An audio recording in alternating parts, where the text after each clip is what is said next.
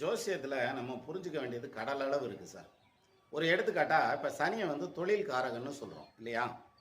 ஒரு சிலருக்கு வந்து பார்த்தீங்கன்னா சனி வக்கரமாக இருக்கும், நீசமாக இருக்கும், 6, 8, 12 போய் நிற்கும். ஆனால் அவங்க சொந்த தொழில் ரொம்ப பிரமாதமாகவும் பிரம்மாண்டமாகவும் பண்ணிகிட்டு இருப்பாங்க.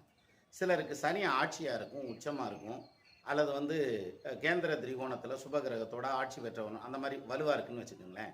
ஆனால் அவங்க பார்த்தீங்கன்னா வேலைக்கு போய்கிட்டு இருப்பாங்க. இப்போ நமக்கு லாஜிக் அடிக்கும் இல்லையா?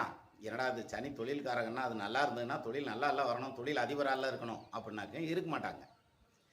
அப்போ இதுக்கு என்ன காரணம் அப்படின்னா, இங்கே தான் ஒரு சூட்சுமம். அதாவது என்னன்னா, சனி நிற்கிறார் இல்லையா? சனி நின்ன ஸ்தானாதிபதி.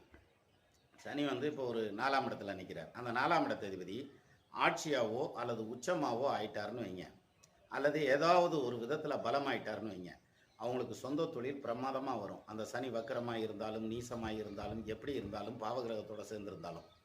பாவகிரகத்தோடு சேர்ந்திருந்தால் நெகட்டிவான இன்கம், சுபகிரகத்தோடு சேர்ந்திருந்தா பாசிட்டிவான இன்கம். அவ்வளோதானே தவிர மற்றபடி தொழிலையும் வருமானத்தையும் நல்லா கொடுத்துரும். அதனால தான் சிலருக்கு சனி நல்ல நிலைமையில் இருக்கும், அவங்க வேலைக்கு போவாங்க.